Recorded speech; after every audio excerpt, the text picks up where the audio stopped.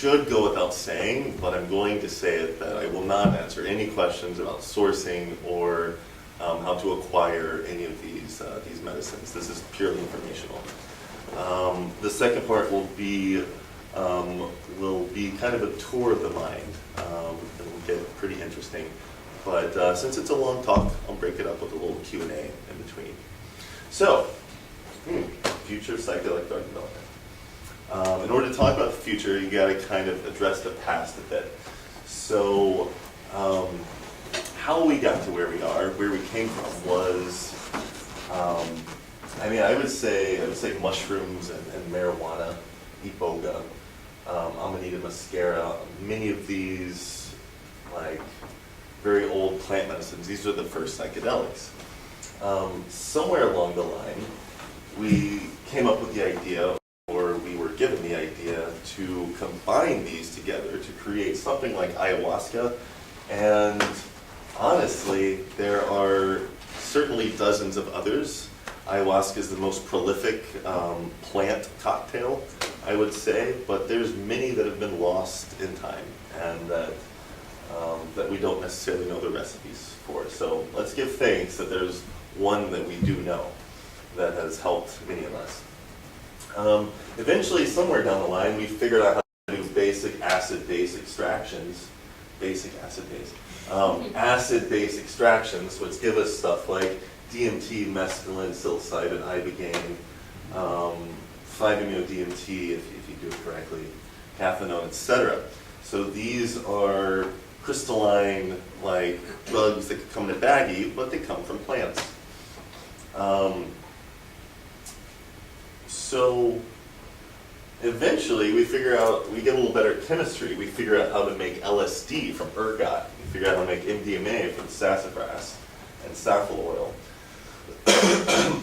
And there are others, but this required a greater level of chemistry. Then at some point, Alexander Shulgin came on the scene. God bless that man, because he came up with dozens and dozens and dozens, hundreds really, of designer drugs. 2CB probably being the most prolific, a number of substitute tryptamines. It is a misconception that he developed all of these tryptamines, like 4-ACO-DMT, 4-HO-MET, 5-MeO-MIPT. He did not create hardly any of them. He just came up with the syntheses to allow them to be made and to be used. So his first book, PCAL, Phenethylamines I Have Known and Loved, that's pretty much all his work. Those are drugs that he created. The follow-up, TCAL, Tryptamines I Have Known and Loved, is really just a book of how to synthesize all of these tryptamines. The only ones he really contributed were 5-MeO-DALT, which when I went to visit his laboratory, I was lucky enough to see some of the 5-MeO-DALT, which he created and had synthesized. I don't think it was still supposed to be there, but it was. So yeah, research chemicals are what they're called. So that started. That started really early in the century, but it wasn't popularized by Alexander Shulgin until like the 70s and 80s and 90s, 2000s. 2000s are when RCs really came up, research chemicals, through the websites and whatnot. Then there's polydrugs, which in the form of ecstasy. Ecstasy in its early days was just another word for MDMA, but over time, ecstasy came to mean a cocktail of drugs that replicated the effects of MDMA. So this would usually end up being MDA mixed with some kind of amphetamine, some kind of a stimulant. And this would often produce a result that was better than MDMA. So in the very beginning, polydrugs were a no-compromise. Ecstasy was a no-compromise drug. Today, however, and in the last, I would say, 10 to 15 years, that has not been true. Ecstasy these days is much more of a compromised drug, where drug dealers will take whatever they're able to source reliably, mix it up, and hope people buy it, and hope it gets them high enough that they'll buy it again. So what I'm going to talk about now are two drugs that are not that are no compromise poly drugs. These drugs are designed to be optimized and an upgrade to what is available and what is currently out there. So, yeah, let's talk about poly first. Poly is kind of like, excuse me just a moment,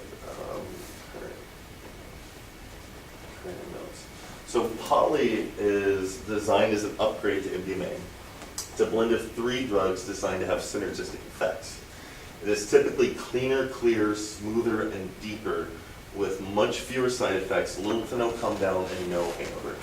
It is it is often very mystical, and it is very heart-opening.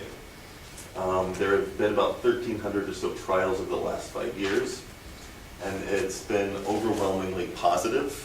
But there's always an outlier of, I didn't feel it, or I was kind of edgy the whole time. So yeah, still we're finding a bit, but 95+% positive reviews. Then there is Wali. Wali was designed as a deep shamanic medicine, and the way it came about is a little interesting. You see, I had some healing I wanted to do. Very specific healing regarding my birth. So I came to ayahuasca with this healing, and I sat 3 times, which I can accept that if I were to go to the rainforest and like really dedicate myself, I would have the experience I wanted or needed at that time. But in my 3 sessions, the 3rd of which I did enough to send a horse to the moon. Like really, I drank like the shaman was like really concerned, and, but felt basically nothing. It was very strange, except the neurological effects, right? But no experience, so to speak. And I can say that some of this could be due to my prior experience with DMT. I've had between like 700 to 800 breakthrough DMT experiences over like the last, probably started about 7 years ago and went on for like 3 or 4 years. So that could have some effect on it, but at this point I'd taken a break for years. So yeah, what I wanted to do is heal birth trauma I had related to being adopted at birth. This was very painful for me because as I came out of the womb, I was handed off to these strangers who I didn't know, and I was scared. The whole time in my womb, I had never felt wanted by my mother. I'd always gotten this signal like, I'm not so sure about you being here, but it's okay, you're going to be adopted. And this led to abandonment issues, where I would encode love as abandonment. So I would abandon the people I loved because that's what my mother did to me. And that was how she showed me her love, was by giving me up. So this fucked with me a little bit over the years. And after coming to ayahuasca with it and feeling not really, not feeling any kind of resolution from it, I began playing with cocktails. I began playing with these 2 dissociatives that had come out recently, combining them with a benzofuran and a stimulant. And it ended up being very profound and a very healing state. So it gave me the healing I had wanted from ayahuasca. I was able to re-experience my birth, like going through the birth canal. I was able to reparent myself through this process, remind myself that I am loved, that this is all a part of the plan, that everything is okay. In fact, better than okay.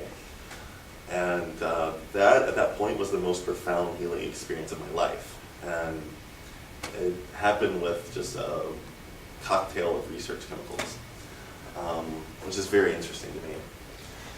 So, yeah, experientially, people compare it to a cross between ibogaine, 5-MeO-DMT, and MDMA.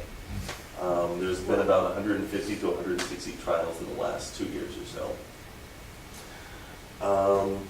So I'm going to go through poly first, just kind of the full download of what's in it and how it works. So poly contains three things. One is 5-MAPD, or 5-MAPD. This is a benzofuran analog of MDMA developed by Dave Nichols. 5-MAPD is mostly a serotonin reuptake inhibitor, and it also acts on the serotonin transporter, which means it boosts any kind of serotonergic action that's happening. That is combined with 4-ACO malt, which is, but 4-ACO-MET and 4-ACO-MIPT also work. It is a mild analog of psilocin with strong entactogenic properties, very hard opening, very euphoric. 4-ACO malt has only been on the scene for like a year or so. It is a recent upgrade. In the past, I was using 4-ACO-MET. So what happens is the serotonergic action of this is mostly a serotonin agonist, and its effects are magnified by the reuptake inhibition of the 5-MAPD. So you take this little effect, this little dose of the tryptamine that you wouldn't really feel much by itself. You really wouldn't. And you magnify it with the 5-MAPD, and it has this beautiful synergy together. So you really wouldn't feel the 5-MAPD or the 4-ACO malt by themselves, but together, it's like totally different ballgame. That is combined with a low dose of a stimulant.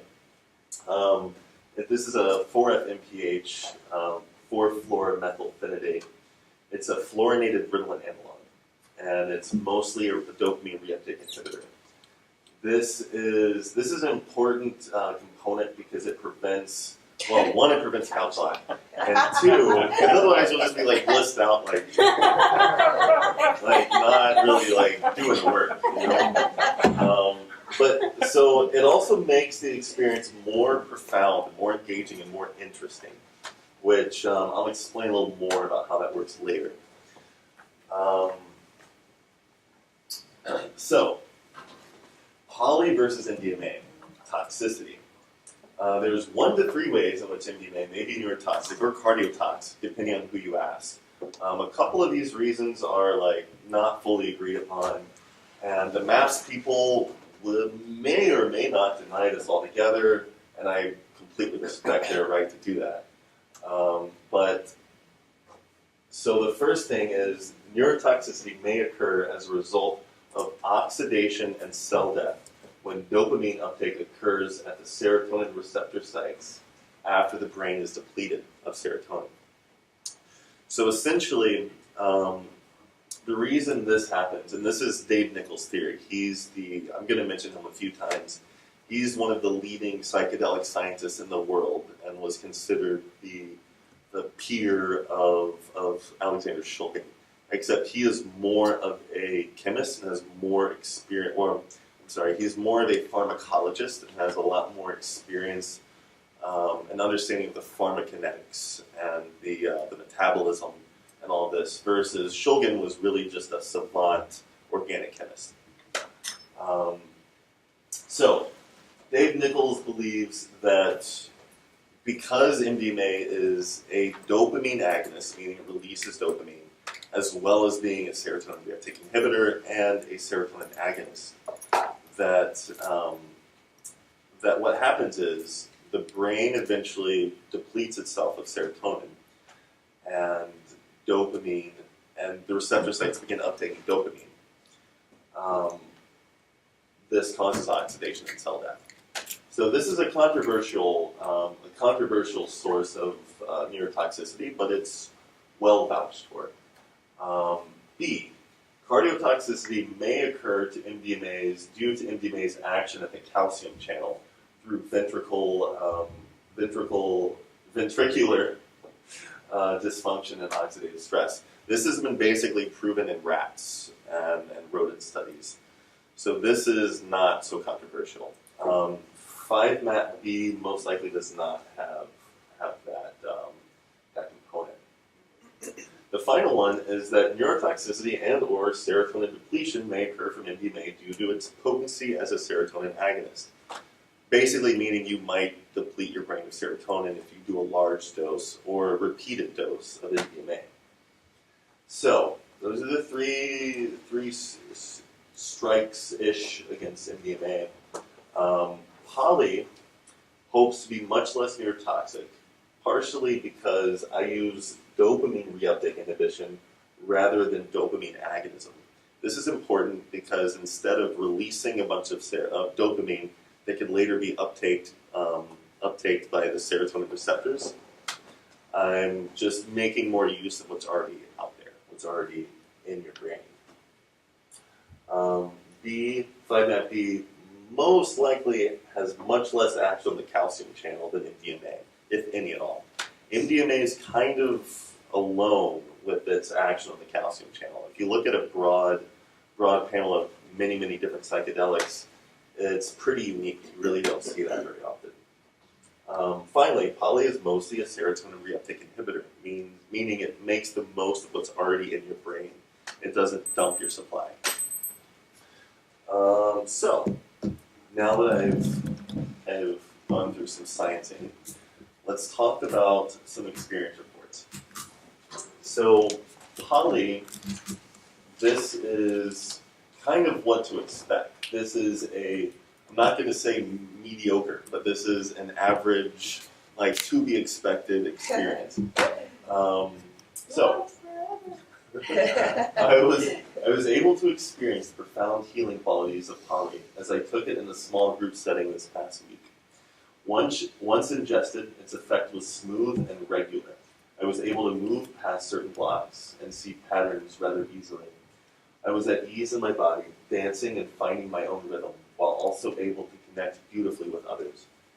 There was an expansion beyond my personal self, and it just felt like more of my loving, true nature was able to be expressed. A deep, deep gratitude for my life, what I am involved with, and all of life. Beautiful dancing with the universe, and while I also felt some pain of deep hurts, these were expressed and felt released with the support of others. It is aptly named, I think. It did indeed make me want to connect with others deeply and with an open heart. I think that's referring to the name poly. So this is about what to expect, and then there are some outliningly great testimonials. One person said, "It is the single greatest substance I've ever put in my body."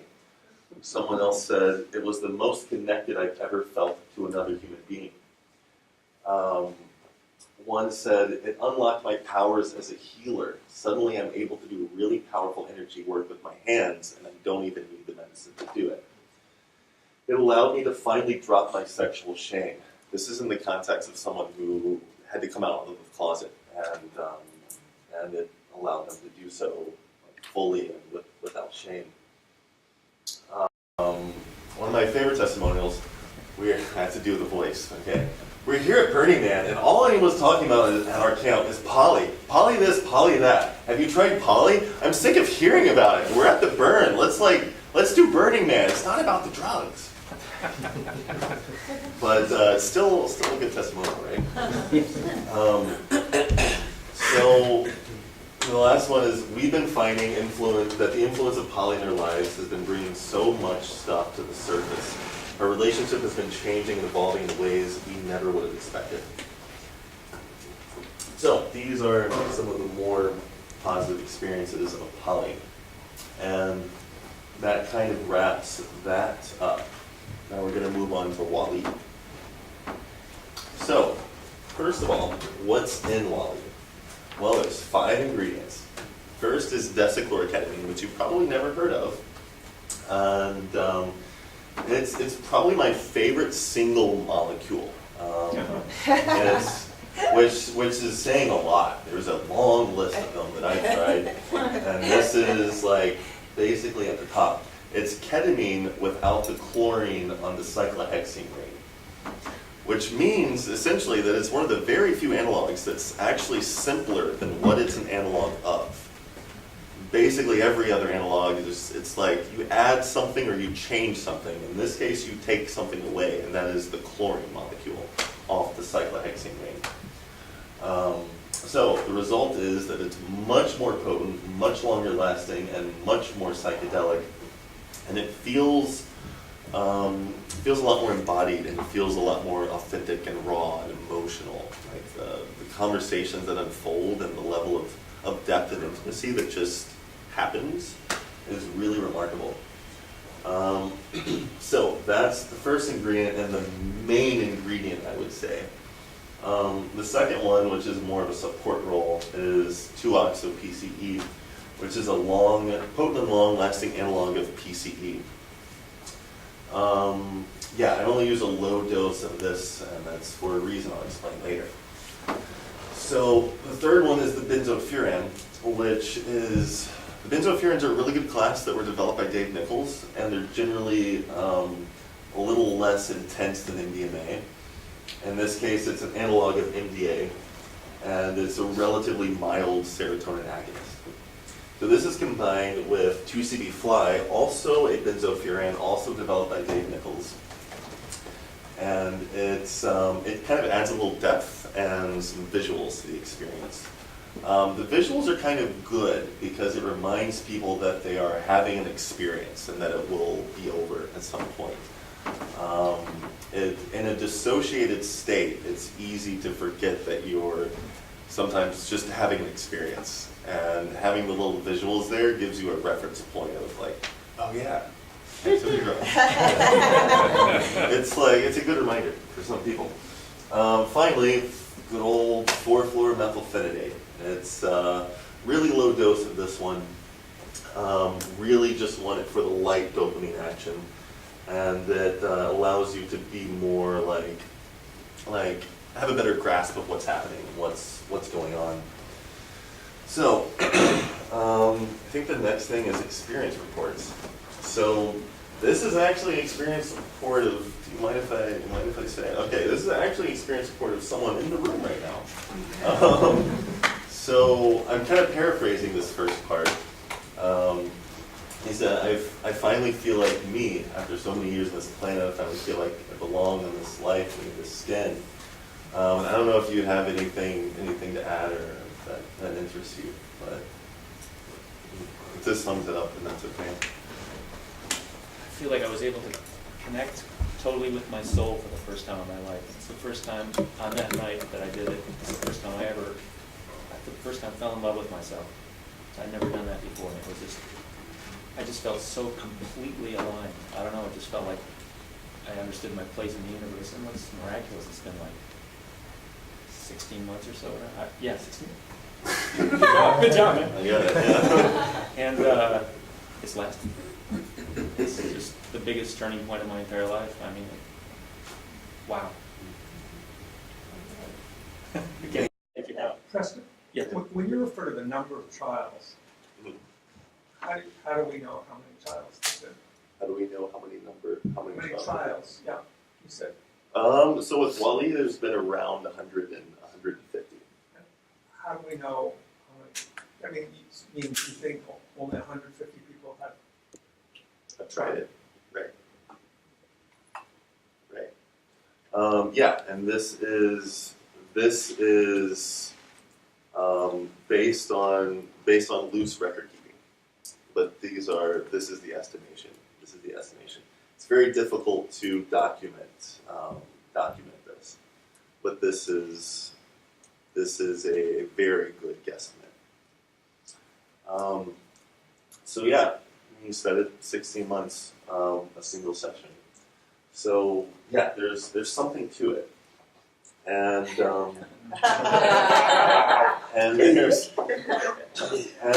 there's been other experience reports. One would say it was like 10 hours of pure enlightenment. It feels like an ascended state. Better than Toad, says the Toad shaman.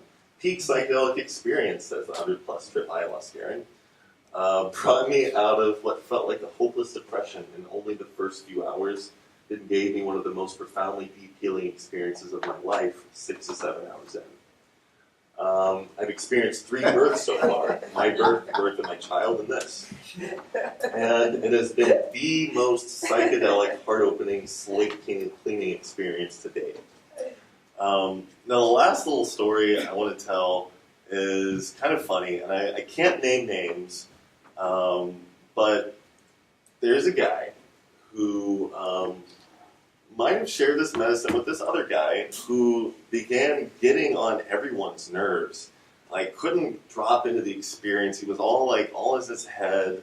Like, other people are trying to meditate, and he's just kind of chattering. And so finally they get fed up with him, and they give him a pen. And they're like, here, go write some stuff down. Like, just write out your thoughts. And so he begins writing. Happens to be a pretty brilliant guy. And he writes about like 5 or 6 or so pages. And it ends up being this kind of manifesto. Then over the next year and a half or so, he develops this into a 400-page book, and he publishes it, and it becomes the #1 bestseller on Amazon for at least 20 weeks. All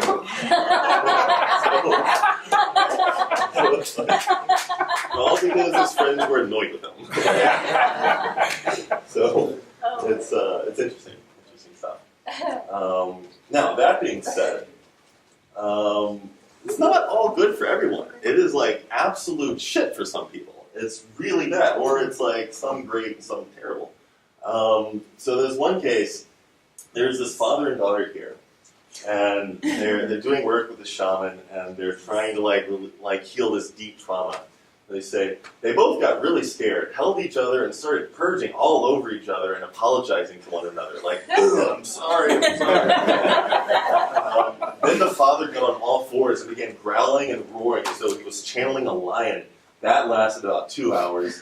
Then they both had headaches and felt terrible the rest of the day and into the night. There did appear to be some powerful healing, however. And they affectionately refer to it as Drano. So then I literally hugged the toilet for over, I have to do it in her voice. I literally hugged the toilet for over 6 hours, just dry retching, praying for it to be over. But it wasn't. It wasn't over for over 24 hours. My partner enjoyed it though, and it felt good to have him be there for me through what felt like hell. I had head and body aches that lasted for days. It's worth mentioning that she did not eat for 16 hours before this experience, and the body needs a little more fortification than that. So I feel like either way she was going to have a bad experience. But she could have had a slightly less shitty experience if she was more fortified. Finally, my favorite one, best psychedelic state I've ever experienced, hands down. But then I lost the use of my right hand and spent thousands of dollars in a few weeks getting it back. No idea why that's happened, and there's no other reports of anything like that happening. So, yeah, really strange. The way we understood it is that some kind of energy that had loosened in its body found its way into her hand. Yeah. And she got kind of the thing, if you've ever seen people do holotropic breath work or things like that, and their hand kind of like curls. Yeah, it was like that, and she just couldn't use it for a bit. So yeah, it's not all good for everyone, and that really bothers me. It's kind of a problem, and I've been wondering why. Finally, I have a hypothesis. Why does it suck so much for some people? It's probably a combination of a weak expression of several genes in the P450 enzyme series. Primarily, I'm looking at CYP2B6, CYP384, and 2B6. So you're like, what does that mean? And this is Wally, only Wally has had this adverse effects, but not the poly? No, not poly. Yeah, poly's pretty like cool. General purpose, user friendly. Wally requires a lot of supervision, I'd say. So, on the subject of drug metabolism, this is an interesting topic. I'd like to introduce to you the Cytochrome P450 enzymes brought to you by your Cytochrome P450 genes. These are a collection of cytochrome proteins that each break down different substrates or drugs. About a dozen of these enzymes are responsible for breaking down over 70 to 80% of drugs. Different enzymes will produce different metabolites from the same drug. So take the same drug, and you'll end up with like numerous different metabolites. And based on people's levels of expression of these different genes, you'll end up with different concentrations and volumes of these different metabolites. To make matters more complicated, the same enzyme can produce different metabolites from the same drug. To make it even more complicated, some of these enzymes work together to break down different parts of the same drug. So if you think of a drug as like a building, right? If you wanted to decompose a building, not just knock it down, but actually decompose it, you would have to use different like methods and techniques on different parts of the building. We have glass, metal, wood, concrete, like sheetrock, all these different materials that need to be broken down differently, and that's kind of how drugs work. You have chlorine, you have bromine, you have all these different rings, and all these different ways that these drugs can be broken down. Typically just through oxidation. Typically you just get blasted with oxygen until they start breaking down. But yeah, this is important because this is important and interesting because there are also drugs that activate these enzymes that are known as inducers. So there's drugs that can actually speed up your drug metabolism. There are also drugs that can deactivate these enzymes and cause you to slow your drug metabolism. So the reason one of the reasons this could be an issue is because PCP has been shown to inhibit the function of CYP3A4. This is kind of a breakdown of the general concentration of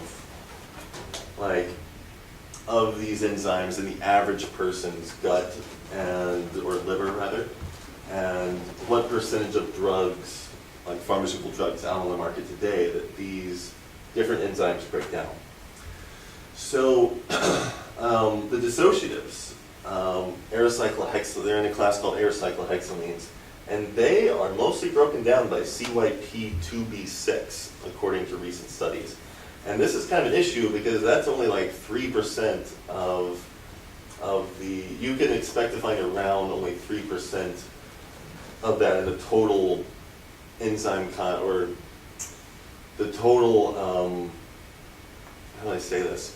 Of the enzymes of the CYP450 series, you would only expect to find about 3% of them being 2B6.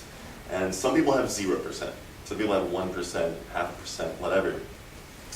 And this is a problem because ketamine is a dissociative, is an aerocyclohexamine. Some people have very, very, very long ketamine experiences. I spoke to someone recently who had a 2-month experience from a single dose. He was not like he felt it for 2 months, like he was high for 2 months. Couldn't work, couldn't really do couldn't do much life stuff except like go to parties and do things that were fun on ketamine, right? He was great, became a great dancer. Yeah, there's another woman who had an experience that lasted 3 weeks, and there's a 12-year-old girl who went to the dentist I learned about recently, and she did not feel right again for 6 months. And she was in like psychiatrists, psychologists, like trying to figure out what's wrong with her. They thought she was schizophrenic. She might have just been high. Were these all first-time users, or? What did you say? Was the? Yes. Yeah. Yeah. This is ketamine or Wally? This is ketamine. This is ketamine. Is this something you can test before you? I'm working on developing a test for that. What I can do is go through someone's 23andMe and see what their expression of these different genes are. At first I thought it would be as simple as just looking at 2B6, but I really don't think it is. I think I have to kind of have a general profile of all of these.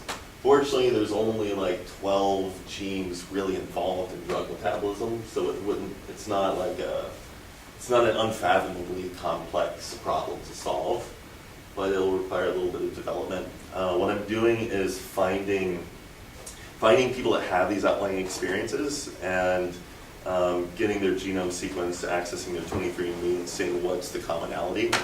And then from that, I can derive a test, and then be like, oh, okay, yeah, don't do this, or good. Are these liver enzymes? Yes, Yeah. yeah. They're found throughout the body, but most densely concentrated in the liver. And Is there a breakdown of this? It's a cocktail of drugs. It's a percentage of drugs broken down by each enzyme. But in this case, it's a cocktail, so there's more information. it makes it really complicated. It's basically it is a variable. It's a many to many. Yeah, it's an unknown variable. And then the issue is that I have a PCP analog in there, which could be inhibiting the function of one of these enzymes, or inhibiting the expression of one of these genes that produces the enzyme. So there's a lot potentially going on. In order to be able to effectively use a medicine like this at a large scale, you really need like testing and a greater understanding of what's going on enzymatically.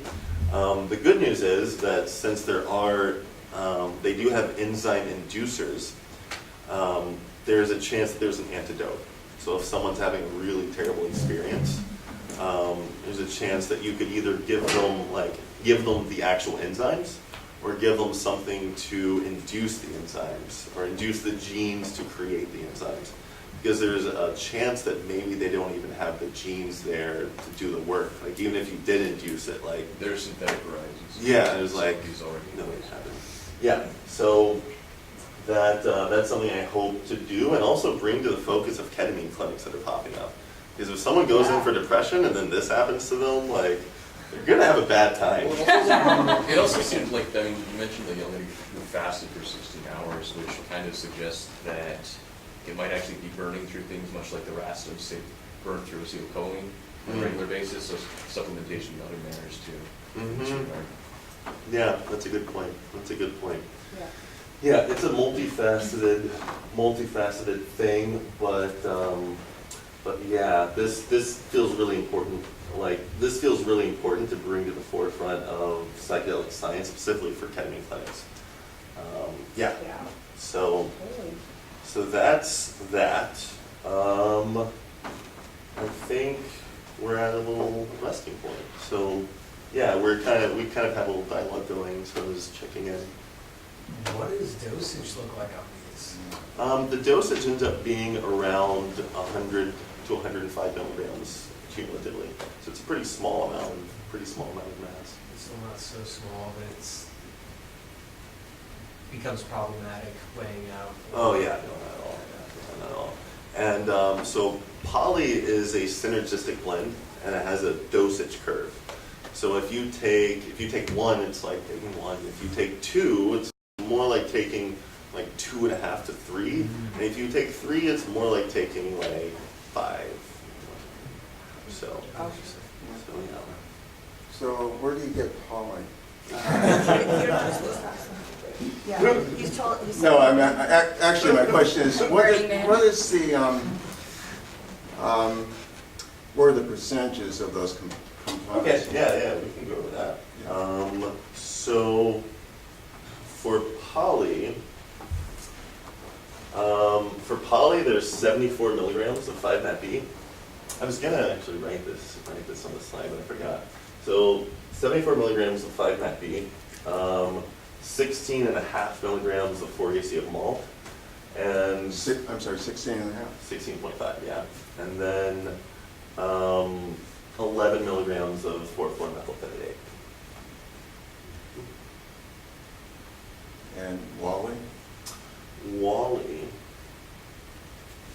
has there's recently this is an updated formula. 16 milligrams of Vesicular Ketamine. That's pretty standard. That kind of stays the same. The 2-oxo-PC has a wild variance of potency. So sometimes you get really potent stuff, and then it would just be like 11 milligrams. But if you're working with the less potent stuff, it would be between 16 to 20 milligrams. And the 5-APDB or 5-APD, that's about 36 milligrams. Finally, 2,4-CD fly is 12 milligrams. And 4-fluoromethylphenidate is 9 milligrams, possibly 9.5. So the longest duration of the quote, bad experience was like 3 or 4, about a week? It was like 3 days. Yeah. Yeah. So you, I'm sorry, I'm kind of curious about your backstory. So ayahuasca wasn't working for you. You had a chemistry background and you started putting stuff together and seeing what happens? Okay, so let me go back a little bit. So I grew up actually doing a lot of drugs. I started when I was 3. My mom put me on Ritalin. And fortunately, she waited 18 months after I was diagnosed to put me on it, so that was nice. But, so I was diagnosed with ADHD when I was 18 months old, and then I was put on Ritalin at 3. And over the years, the dose just kept going up and up and up. And by the time I was 12, I had like tics, I had some neurological issues, and they had to take me off. So yeah, at that point, I developed a personality, started making friends, started kind of eating more, and I ended up growing like 6 inches in 6 months. I like grew like shot up. So yeah, having this experience gave me kind of a deep interest in medicine and just in drugs in general. And so growing up as a teen, I would try everything I possibly could. I was just curious. And then when I finally discovered research chemicals, I was like, oh my God, this is incredible. There's so much possibility, there's so much potential, there's so much variability. And I wanted to learn how to create better or more perfect drugs. Because I grew up taking a very imperfect drug that had a negative effect on me in some ways. And I don't want other people to have that experience. So I don't really have a chemistry background. Everything I've learned is through friends, through research, through asking the right questions and knowing the right people. And this is kind of what's come out of it. I grew up in Texas, where psychedelics they were hardly even a thing, and being a psychedelic scientist was not like an option on my menu. But then once it came out here, I began to take it a lot more seriously. Eventually, I quit my job in tech after I had the experience I mentioned of the deep healing. I realized that's something that other people need to experience too. And I don't know why I'm the one doing it. I don't know who am I? This is weird that I'm doing this, but I'm just going with it. And have you taken this research public? This is that. This is that process. Do you have a story of where you do your research? There's stories, yeah. No, I mean, a place, like, hey, you do your stuff in Mexico, you know, I mean, Yeah, there's, Costa Rica's good. Okay. Yeah, Costa Rica and Mexico. It's good to come up with one of those stories, Yeah. officially. Good question. Plenty of stories. Have there been any efforts for sort of before and after urine and blood testing yet? Like MRIs and ET scans? No. Because I know some people are kind of messing with that, actually provide some data, especially with some of those where it's kind of indicated that there might be a lack of something in somebody's system that they would require to have that experience. Yeah. I'd be very interested to take it to that next step. Are these legal right now? Yes. Awesome. Really? Yeah. They Nothing is illegal. They haven't been made illegal yet, yeah. They're probably not going to be. They're pretty low. They're flying pretty low under the radar. Until everybody hears about how awesome they are. The thing is, it's really hard to get these. They're not there's not enough of them in the world for them to be of concern to law enforcement. But they can't they just be synthesized by chemists? They can be, but it's, how do I put this? So China was making a lot of these, and recently, like 3 or 4 years ago, there was a ban. And since then, a lot of the production, specifically of this drug, and the main ingredient in 5-MAT and poly, which is 5-MAT-B, just can't find it anymore. And so far, no country, it's been years, and so far no country has stepped up to produce it again. So my guess is it's like, it would, oh damn it.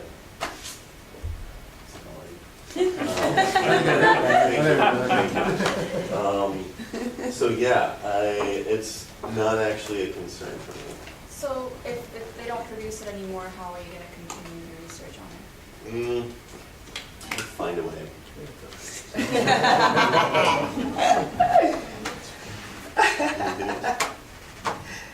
Cool, okay, This is awesome. sweet. Yeah. Thank you. Yeah, This is cool. great. Thank you.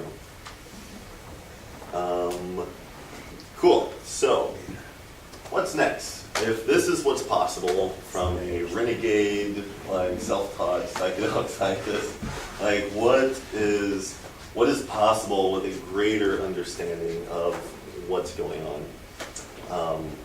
So Sasha Shulgin said that I'm looking for tools that can be used for studying the mind, and other people then will use these tools in finding out the aspects of the mental process and how it ties to the brain.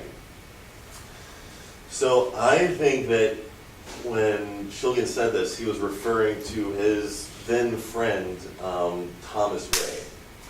Thomas Ray, I got to meet him at Shulgin's house after Sasha had already passed, but I got to meet him on one of my trips there, and he, I feel like he's the most important psychedelic scientist of our day.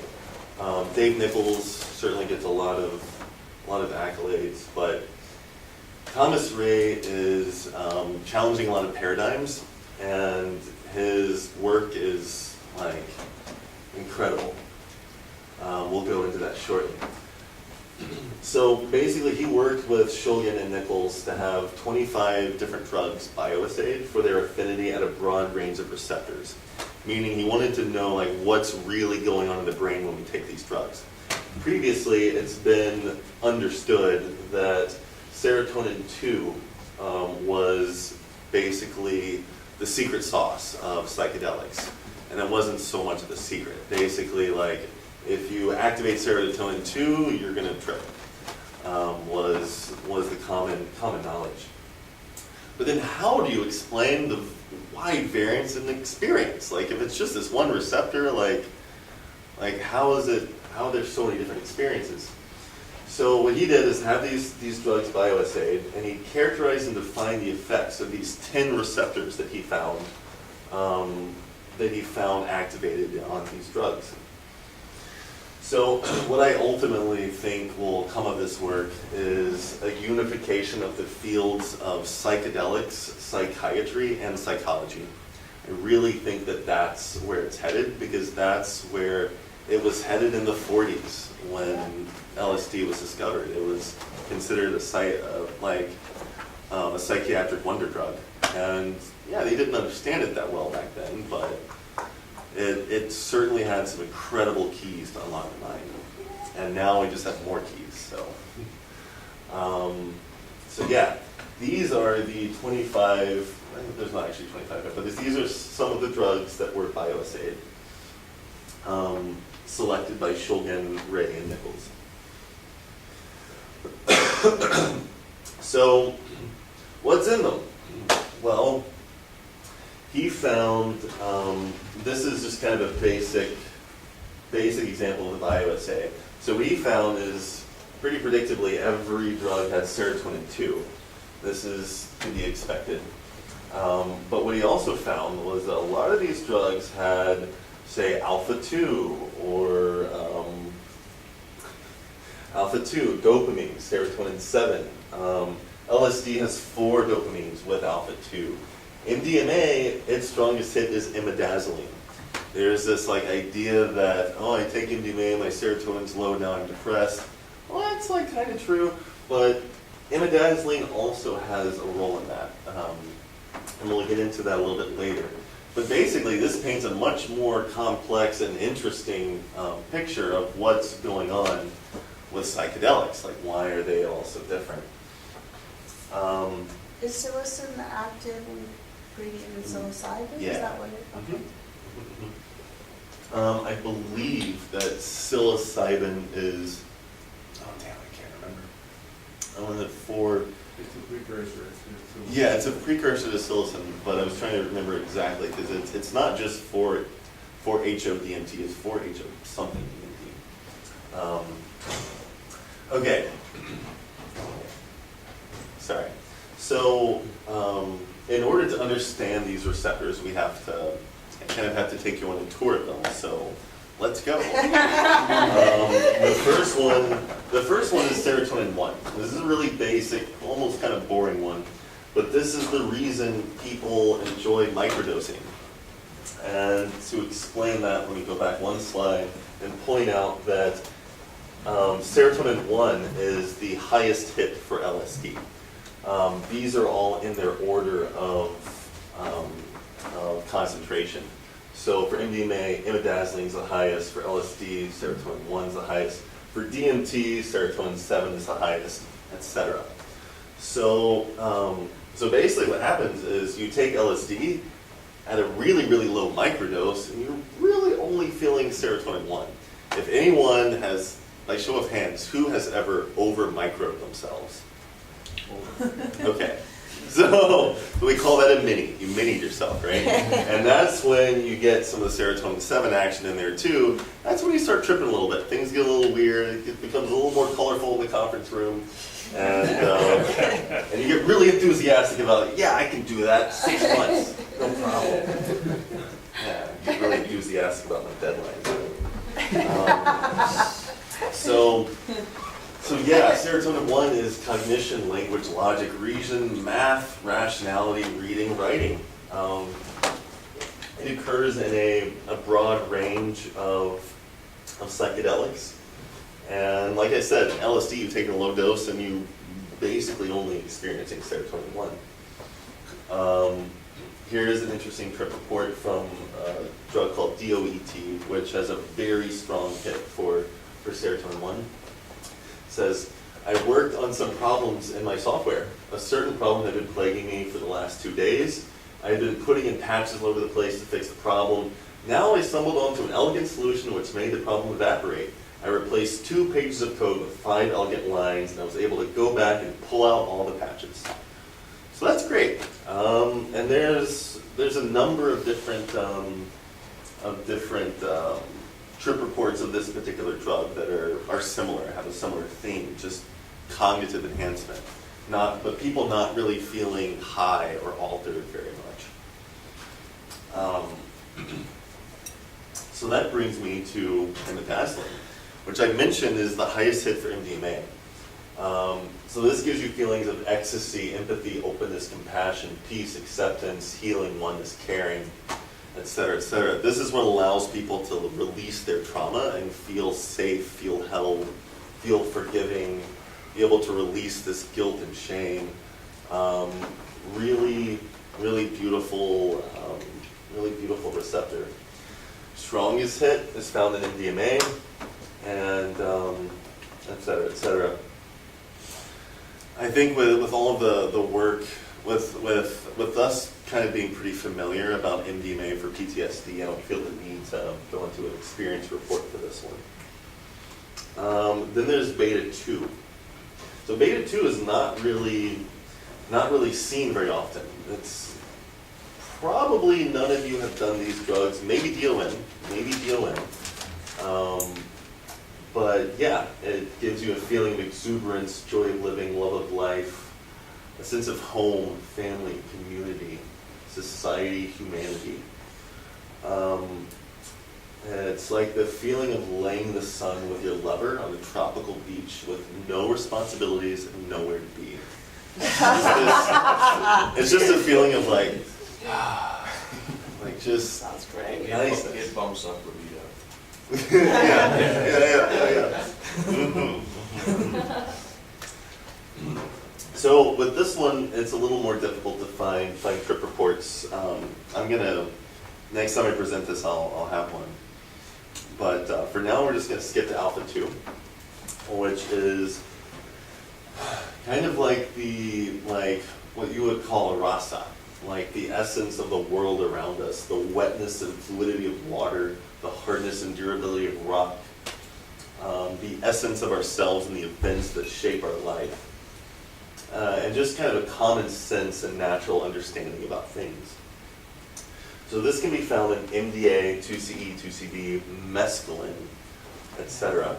I really feel this on mescaline. If I do like San Pedro peyote or just mescaline, like food is so much more delicious, like really delicious, which is strange because like I took a drug, like a stimulating drug, and food is really good because I just connect with it more. I feel its essence. Are these neurotransmitters? Yes. Okay. They're modulatory receptors that are also neurotransmitters. So there's a couple of trip reports for this one, mescaline. A plain wooden chair was invested with a chairiness, which no chair ever has for me before. Barbed wire on a fence outside was sharp and bitter, a crown of thorns, a man's eternity cruelty to man. It hurt me. So yeah, just kind of feeling like what you're seeing and what you're tasting, like really feeling it. That's the nature of this receptor. And in the case of MDA, in the MDA elicited state, the patient simultaneously regresses and retains awareness of the present self. The person more than conceptually remembers the past, as he may vividly recapture visual or other sensory impressions inaccessible to him in the normal state. And he usually reacts with feelings that are in proportion to the event. Yeah, it's interesting. This is from 1973. A lot of people don't know that MDA actually preceded MDMA and was actually being used therapeutically. Oh, very experimentally, of course. And then this brings us to alpha 1. This gives us a sense of flow of events from the past through the present and into the future. It's like you have like a timeline. It gives you kind of this perception of like past, future, and your trajectory along this. And a sense of unfolding coherence, continuity, liveliness, and vitality of the scene. The sense that that the scene and the entities that populate it extend in space and time beyond what we directly perceive. It provides a sense of connection and assurance, likely fundamental to the emergence of our sense of reality. Now this one's tricky because DMT and DBT are the only ones of the classic psychedelics that they bioassayed that it was found in. And DMT and DBT are two of the most diverse tryptamines. They have so many ingredients, like they activate so many receptors. It would be impossible to pick out alpha 1 out of that group. But it was only through analyzing trip reports and the commonalities between DMT and DBT and other alpha 1 containing drugs that this was able to be characterized by Thomas Ray. So fortunately, though, we have a drug called clonidine, which is a pharmaceutical, and it activates alpha 1. We're going to go into this a little further, but essentially what I'm saying is there's no classic psychedelic that gives you the pure alpha 1 experience. But there is this pharmaceutical drug called clonidine, which just activates alpha 1. So what you do is you take it with a drug that activates serotonin 2, and you have a psychedelic. So you don't have to take a psychedelic to be on. You don't necessarily have to take a psychedelic to be on psychedelics. And what he found was this state is what makes life worth living. This is what I want out of life. I was not incapacitated in any way and felt that I could go through life in this state and would be better for it. I felt that I recognized a sensibility of continuity in my thoughts, thinking about the changes we go through as we mature from childhood through adolescence into adulthood. I believe that I feel a sense of continuity and that I exist in the moment and in the time around it. I occupy a greater temporal breadth. This provides a great connection. I was very present, but not just in the moment. And this is what we call the primer probe method, and we'll get into this a little bit later. For now, let's move on to histamine 1, which is a very interesting one. This gives people a sense of an other, like a friend, a parent, a spirit, an entity. And this is as simple as, like, when we are speaking to one another, we are really only experiencing our concept of the other. Like, as close as I can get to you, I can't quite touch you, right? I can't quite know you. All I can know is what I know about you. And yet you exist to me. And yet you seem real. And as real as you could possibly be. And I believe that is because of this receptor that allows us to have kind of an accumulative memory of someone. So this could be like your mother's voice in your head, or like that feeling that you know what someone's going to say before they say it, or that feeling like being able to finish someone's sentences because like that person exists inside of you in some capacity, and you have them stored, right? So this allows you to, so when you activate this receptor, it allows you to experience that sense amplified. So I had an experience where, so there's a histamine drug called beta-histine, and I had experienced taking this with Polly, and very intentionally connecting with a former lover whom I had been hung up on for years. Could not let go. There was so much charge anytime I saw her, anytime I thought about her. So much charge, and it was bad for my current relationship. So I took a pharmaceutical that activated histamine, along with Polly actually, and I was able to commune with my former lover, and like directly experience her and heal things as though she was there in front of me. It was very, very real, very like, it felt very real. And it was like, I've tried this on other drugs, other substances, and I've not had the same results. So yeah, this can be the source of like a vision or an encounter with a deceased loved one, the direct experience, even just the direct experience of empathy, like that feeling of like knowing and feeling what someone else is feeling, being able to really step inside their shoes. This is outlined in this trip report here. It says, with this drug TMA2, it says, what seems absolutely unique with this experience is its connection to other people. When I think of my mother, it is as if her presence is with me in 3 dimensions. It is not that I see her, actually I see below the surface. Her essence is with me. There was a kind of 3-dimensional representation of her, but it didn't have the facial surface. It had her inner being. This was very strong when thinking of my mother. I went and reviewed a collection of old family photos, and it was very powerful. I really connected with the souls of my family members. So this would be very powerful as a therapeutic tool. Very, very powerful. And then we're going to move on to dopamine, which creates a sense of meaning, knowing, significance, profundity, and certainty. It can combine awe with uncritical certainty, often provoking a religious, spiritual sentiment or instilling a sense of faith. So the Good Friday experiment, are people familiar with the Good Friday experiment?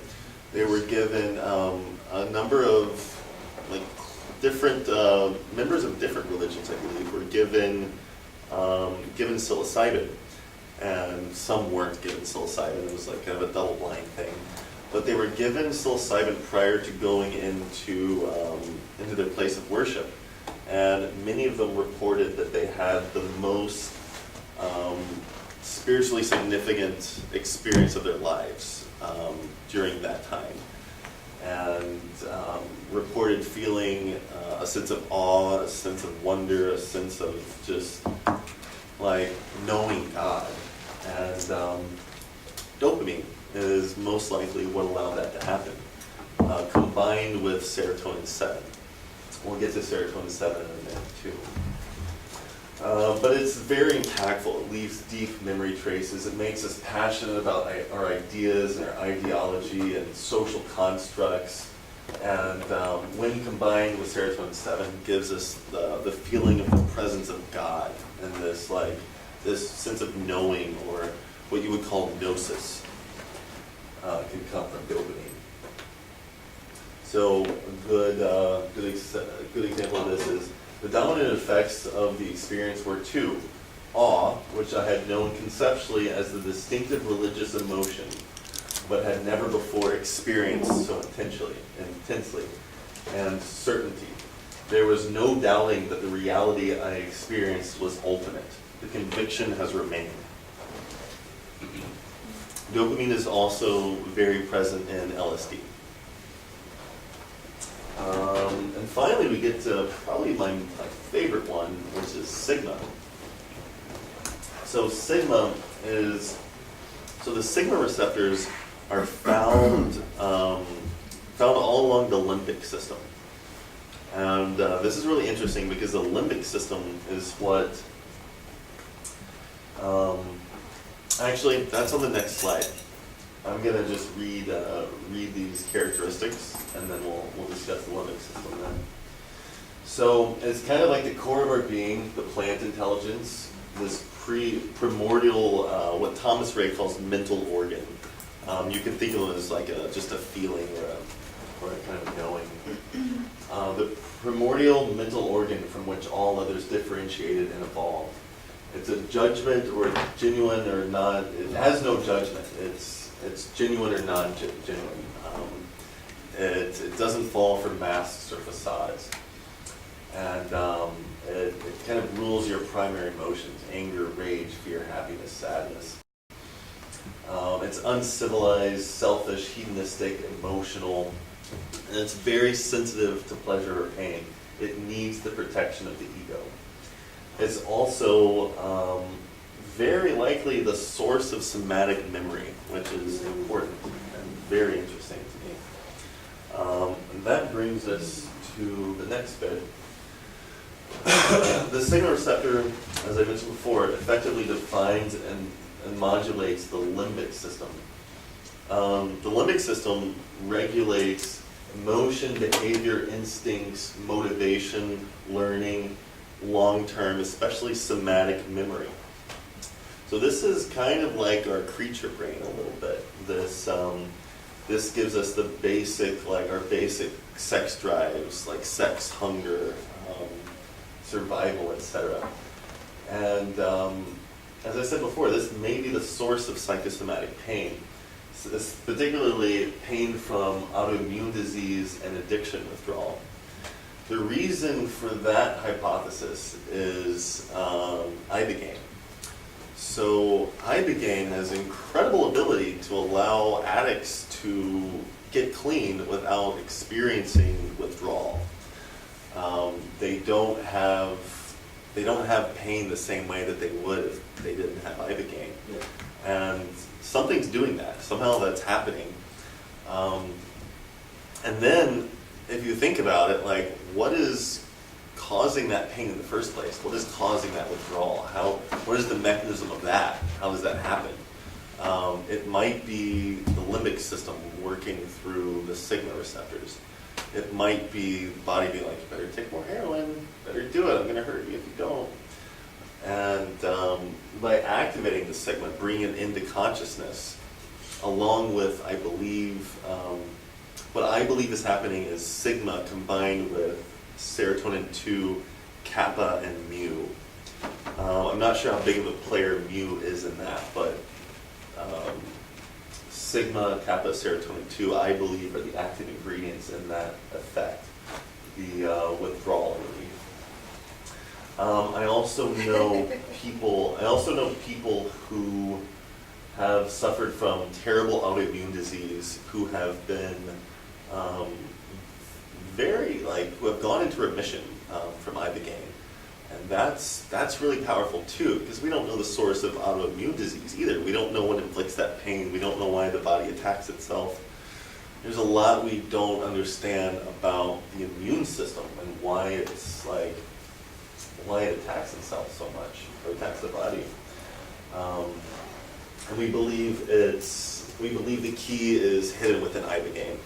So there's some combination of receptors that's being activated in there that's doing that, and I believe that sigma is a huge player in that.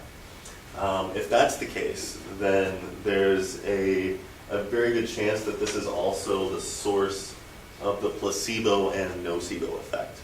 Because if you think about it, there has to be a mechanism for that too. Like, it's real. The placebo and the nocebo are really a thing. And there has to be some mechanism that makes that work. It might be sigma.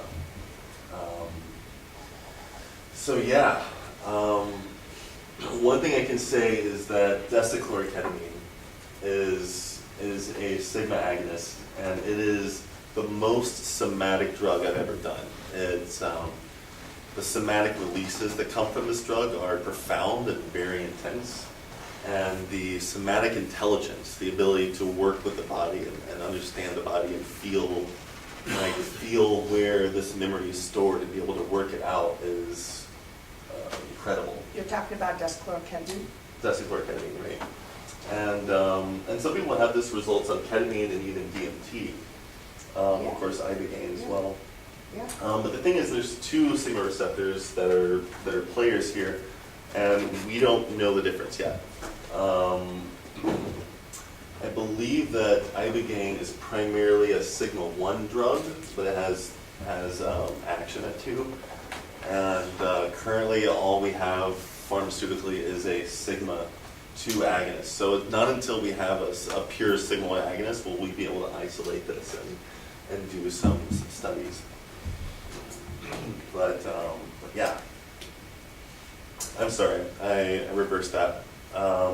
Ibogaine is primarily a sigma 2 drug, and what we currently have is only a sigma 1 agonist. We need a pure sigma 2 agonist to be able to prove this hypothesis, or at least have a better idea.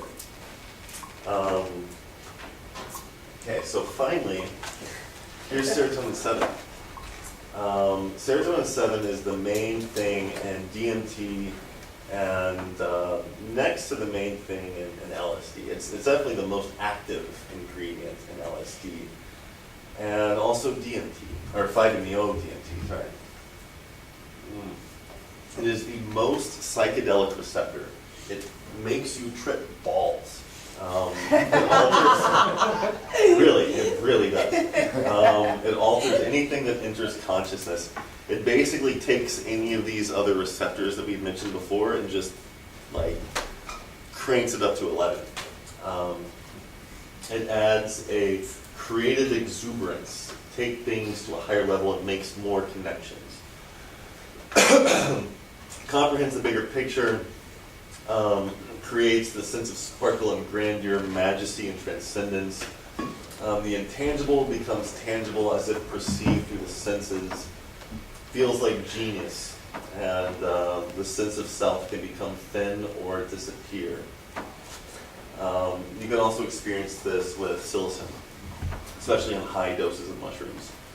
This is, you get into kind of what you would call DMT space, which is like, you take DMT, you go to an entirely different world. Like, you can talk to other beings and entities and have a full sensory experience that's all coming from your mind through, a lot of it through serotonin 7. And finally, serotonin 2. Serotonin 2 is basically, it's actually fitting to speak about it last. It is the gatekeeper of consciousness. It allows these receptors to come into consciousness and to be felt and fully experienced.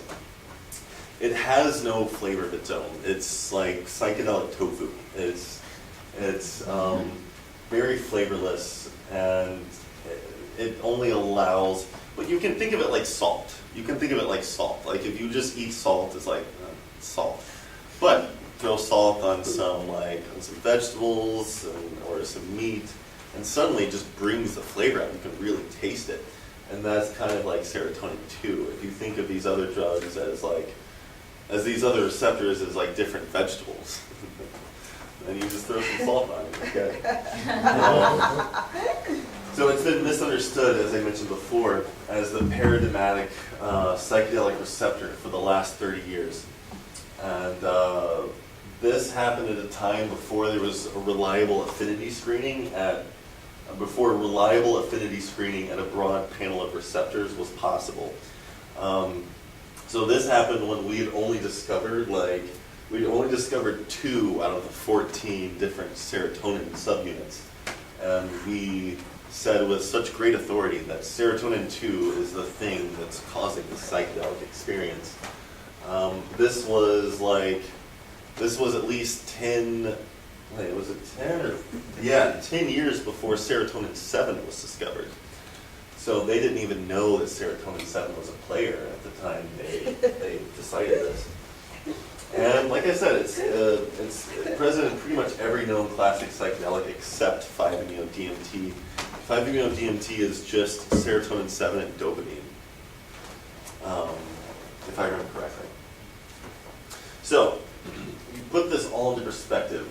And normally I have a poster that I like to sell, but if you get my contact info, I could send this to you. This is kind of what's going on, ish. Yeah, this is my way of kind of putting it all a little bit into perspective. Yeah. So it's so one interesting way to Well, that clears it all up. one interesting way to think of this, and how to relate this to humanities and to history, and our history as humans, is to think of these different receptors as like so imagine that each of these people just had a very powerful blossoming of one of these receptors and allowed them to speak almost like from a psychedelic state, sort of. Like they're just living in this state. And it made them sages, it made them like prophets, it made them teachers. So yeah, that could be. That's really cool. That could be what's going on. Where's Nietzsche? Say it again? Where's Nietzsche? That's a good question. Where is he? Where is he? I have no idea. Yeah. So, as I mentioned before, the poly drug, this is the primer probe toolkit. I just call it the poly drug starter toolkit. But basically how it works is you have a primer, and this is any drug that activates serotonin 2. In the case of these, they're not very strong hits for them. So it's not a very strong hit for sigma 2 or beta 2 or serotonin 1. So if taken at a moderate dose, you'll only experience the serotonin 2. So how you make your own psychedelics is you combine one of these with one or more of these, and you end up with kind of a custom state. Is there one that has all of them?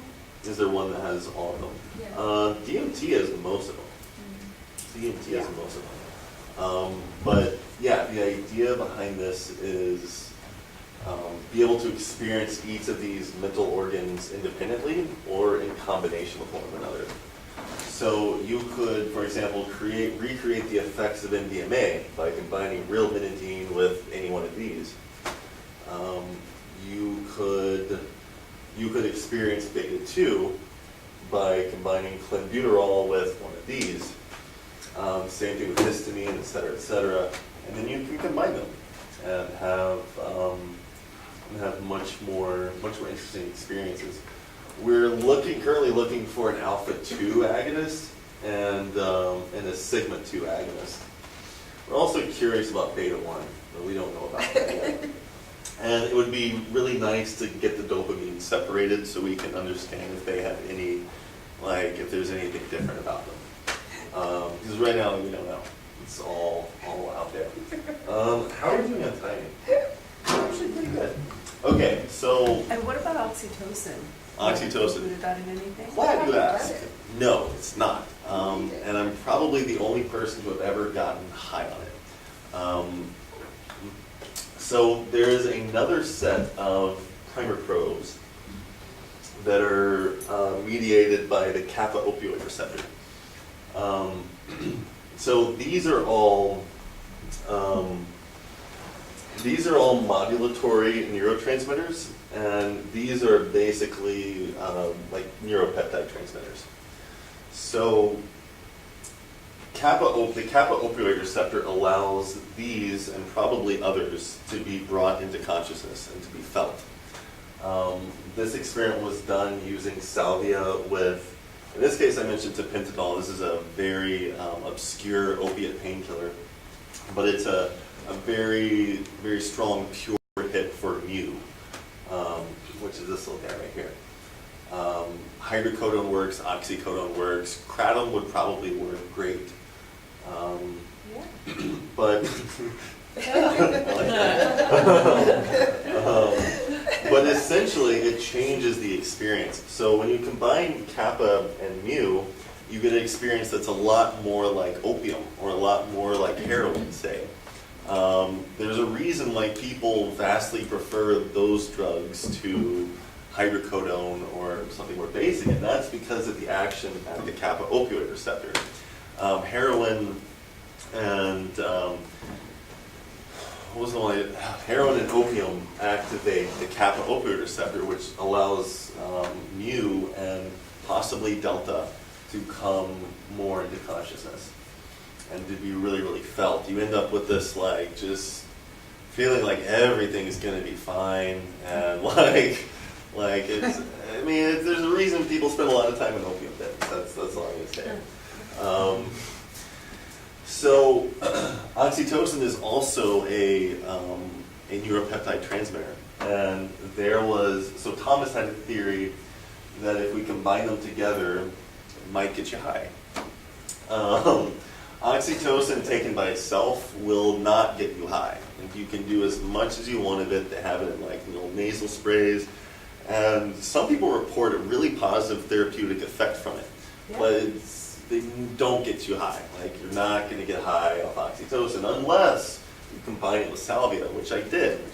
And my experience of it was the same as, all right, I'm going to be a little bit graphic here, but it's kind of like the feeling of having just had sex and you both finished, you're laying in each other's arms, you're tired, you're maybe sweaty, and you don't know where your body ends and where theirs begins. There's just this feeling of oneness, contentment, belonging, and just pure, blissed outness. But there's no desire in that experience. There's no craving. There's no sense of being without. And this all basically no libido. I have no desire to have sex. I have no desire to have sex on that experience. You might think that you would, but this is the feeling you get after sex. On salvia? On salvia and oxytocin together. When you combine them, you don't feel the salvia. Like okay. yeah, if you do it correctly, you don't. How feel did the you salvia. even know to combine those things? I mean, do you I just randomly didn't. combine? I didn't. Thomas Ray did. Okay. Yeah, so it was his idea, but I was the one that did the first experiment. So yeah. Toxins and triggers on touch. It's one of the mechanisms that we're actually looking at with the martial arts stuff as well. That it And triggers remember, on? yeah, basically it triggers on touch. Yeah. So like when we're looking at some of the treatment mechanisms in martial arts, like a lot of people who distance themselves after say a number of these other factors, that's the one that gets bumped up after they've wrestled for a while. Right. Same deal. Yeah. So interesting. Yeah. So interesting. So oxytocin has a dark side too. It's it may be, or it has a shadow side. It may be. It's kind of the source of exclusion. It's the source of like, this is my family, that's not my family. Like it can be the source of like hate crimes and you know, say colonization and genocide, things like that. Like wanting to get rid of the other guys, preserve your family, protect yourself. So oxytocin is not like, if everyone was on oxytocin, like the world would not necessarily be a better place. Few people might be better fathers, but like it's, I think used therapeutically in a very targeted way, and could be very effective, especially say if you have a session like with someone that you have a conflict with, and you both have this experience together, and you're both able to feel a sense of peace with one another. But yeah, It haven't can really. help people that feel really disassociated from other people. Right. To want to bond more, but then the therapeutic effect is more them actually taking action on the bonding rather than the oxytocin itself. Right. Yeah. Yeah, so I have no idea what the future has in store for this therapeutically, but I'm sure we'll find a way to cocktail it in with some other things and make use of it. Yeah. So yeah, the ultimate goal is designer states. The goal is to be able to, if you want to have, say if you want to have the experience of going back in time. Remember the transmitter that activated the sense of like continuity and timeline and the flow of events? If you want to go back in time, talk to your mother. Remember the transmitter that allowed you to speak to entities and other people. Go back in time, talk to your mother, and forgive her for whatever she did. And that's imidazzling. That's the active thing in MDMA. So if you combine those three, there's a much greater chance that you'll have that experience that you want, that you'll have that healing that you desire. You might get it from ayahuasca, you might get it from iboga or something else, but there's a better chance that you'll get it with this, and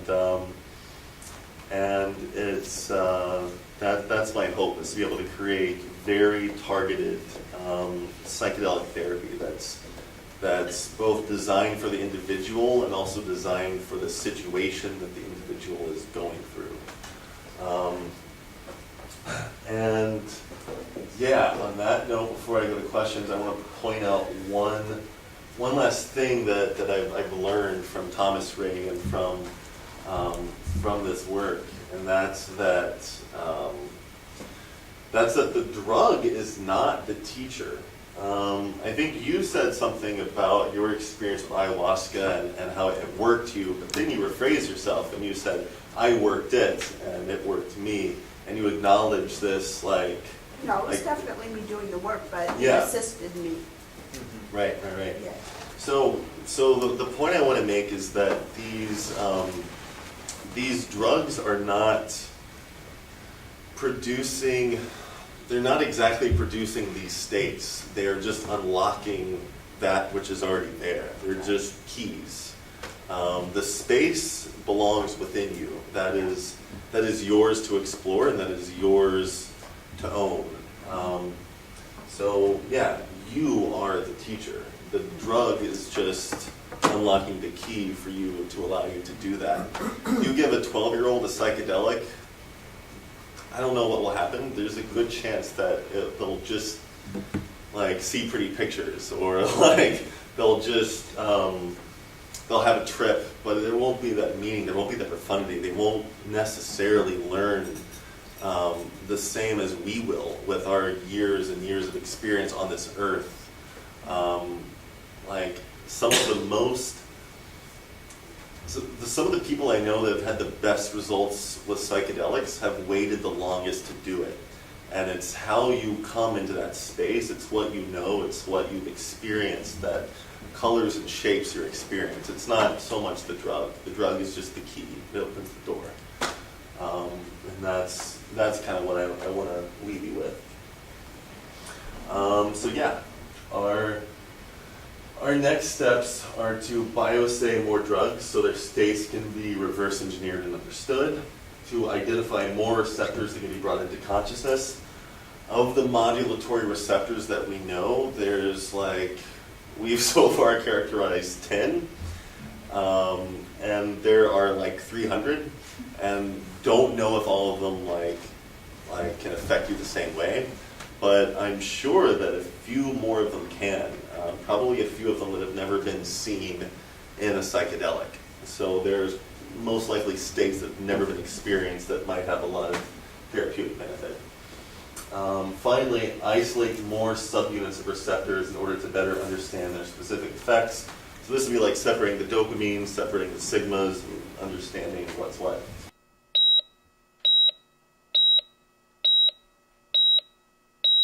Did you ever get the ayahuasca? Or did you do it again and have an experience with it? No, I have kind of a weird relationship with plant medicine. I didn't feel ayahuasca. I didn't feel peyote. I did not feel iboga. I felt it a little bit, but Wow. not really. I had to do ayahuasca 6 times. They told me I had two shamans independent of each other in Peru diagnosed me and said I had pulsario, a pocket of negative air and energy, the result of undigested traumas. And I did a couple of dietas. And 1 week dieta with one lady deep in the jungle, another week with another man and woman. And after that, they did spiritual surgery, feathers, the whole thing, and I had the most incredible experience. So there's Beautiful. hope. There's hope. Beautiful. Thank you for sharing that. And the dieta was to clear out that thing? Yeah. That's so Yeah. cool. So consecutive? It's one and then one? Yeah, and then... I was traveling and I met a bunch of people who had all worked with different shamans, and we kind of took a tour of visiting each other's shamans. And a couple of them really resonated with me, so I was like, yes, I'm going to stay with you, and I'm going to stay with you. And so combined, Cool. it really made a shift, and now I have great experiences. But Beautiful. it took, I was for the first 6 times, just throwing up and feeling like absolute garbage. But nothing up here was going on. I had eaten it mixed with mushrooms before, and that had worked, but drinking it didn't work. So. Interesting. Yeah, I've often said if I went to the Amazon and I really gave myself to the experience and did what you did, I would likely have the experience I wanted. So thanks for re-solidifying that belief. Well, also it may have just been too that, your receptor sites kind of got blown out, starting on drugs at 3. I mean, you know what I mean? They get coated and they get, there's all kinds of residues and stuff, and sometimes it takes a lot of clearance of residue to get through to that, It's true. So yeah, I don't know what necessarily caused it, but I do feel if I really give myself the experience and do an extended dieta in the land, in another land far away, it would work out. This is a little very plant medicine related as well, and something you kind of touched on might be out of your purview, but the serotonin 7 or serotonin 9? 7. Yeah. Would it be possible for that to be more prevalent in certain strands of mushrooms than others? Oh, absolutely. There's the thing about mushrooms is that they have different alkaloids in them aside from just the tryptamines. So the tryptamines, so you're gonna have mainly psilocin, and then you're gonna have a cocktail of very low concentration of these other tryptamines, and So there's going to be a little bit of variance in that, but where I really feel the variance is in the alkaloids. The same way that cannabis, you smoke cannabis with the terpenes, and you have a more like well-defined experience versus you strip out the terpenes and you just, well, there's indica and there's sativa. And it's like, that's really all there is. With mushrooms, I think it's the same way. I think the alkaloids guide the experience in some way. And yeah, that has not even been, the surface hasn't even been scratched on that. Yeah, that was gonna be a Right. follow-up. Do you know if anyone is doing any kind of looking into alkaloid content? So not exactly, but I do know that the guys at Promega are working on figuring out what is in toad that makes it toad venom, that makes it toad venom, that makes it different from 5-MeO-DMT. Some people say very authoritatively that there's no difference. I personally experience difference. I personally feel the spirit of the toad in the toad medicine, and I just can't, like, somehow that has something to do with the consciousness of this being, and it is imbued into this bit of matter. And I don't know if it can be reduced down to alkaloid content. Maybe it can be, or maybe not. I don't know. There might be something that just can't quite be reduced away that's imbued into this matter. Because it's the same with plants, like ayahuasca. Like you could take pharmahuasca, which is like the same thing, but it's not. So yeah, there's something about plants and stuff. Which neurotransmitter did you say was associated with being able to go back in time or experience other beings? So alpha-1 is the one that gives you a sense of like a timeline, like the continuity and flow of events. So that would allow you to like look deep into your past and look deep into But I'm your talking future. about the connection with other With beings. others, that's histamine. Histamine? Histamine 1. Yeah. Because I did a 3-month meditation experiment, and at one point, about 2.5 months in, I could actually go visit people on the other side for like an entire year. But it was a serious experiment. I mean, it was 3 months of 17 hours a day. Wow. But I actually had access to the full universe of all the, it was pretty outrageous. Holy cow. It became too intense, but I was wondering which neurotransmitter I might have just activated, like. Histamine. Oh, Histamine. yeah. I mean, you probably had the full bouquet. Right? Yeah, I did have a lot of other things, but that was a pretty big thing. That was a big Wow. thing. Amazing. Thanks for sharing that. Is that Vipassana? No. Well, I was practicing something called knowledge, shown by Kremola. So it's full on taking all your senses and then tuning them in to the perfect point, and I was sitting for 17 hours a day. But it was unbelievable what I got access to. Pretty much all the same stuff as we do with the plant medicine, but it was just a lot more gentle, like a lot slower. A lot of work, but. Wow. But to know that. But to know that it's it's all there, actually, that's the cool part, that it's all it's all there, and you can't access it if you work it. Well, yeah, I mean, I think it's very likely that the spiritual leaders I mentioned before just had a powerful blossoming in one of these transmitters that gave them powerful insights. Yeah. I've seen a lot of research with designer drugs. Haven't seen any research with 2CE or like Wally or Poly or anything like that. Are you familiar with any research going on with that? Because some of these have been around for a while, and it seems like there would be research with this. Yeah, you'd Either it's think just so. not publicized or it's not. You can find it if you look for it, but it's pretty rare. The DO series had a pretty good amount of research behind it. The benzofurans have some decent research for like a few of them. The 2Cs, not all that much for some reason. 2CB and 2CE, there's some, but yeah, I mean, there's 2CB, 2CC, 2CD, 2CE, 2CI, 2CP, 2CT2, 2CT7, 2CEF. There's so many, and you really only see 2CE and 2CB. And have they been researched for things like depression or anything like that? Not that I'm aware of. Not that I'm aware of. It's interesting. Yeah. Yeah.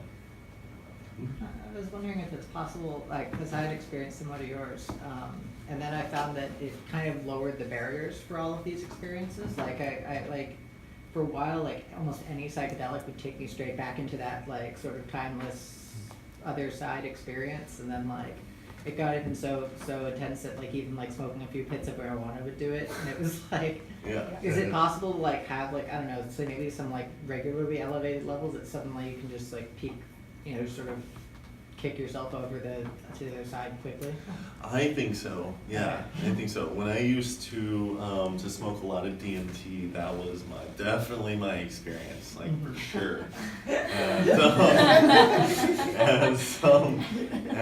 So interesting thing about cannabis is it's kind of like it kind of modulates like the mental immune system, in the sense that we have to build kind of an immunity to a lot of these senses in order to operate in normal reality.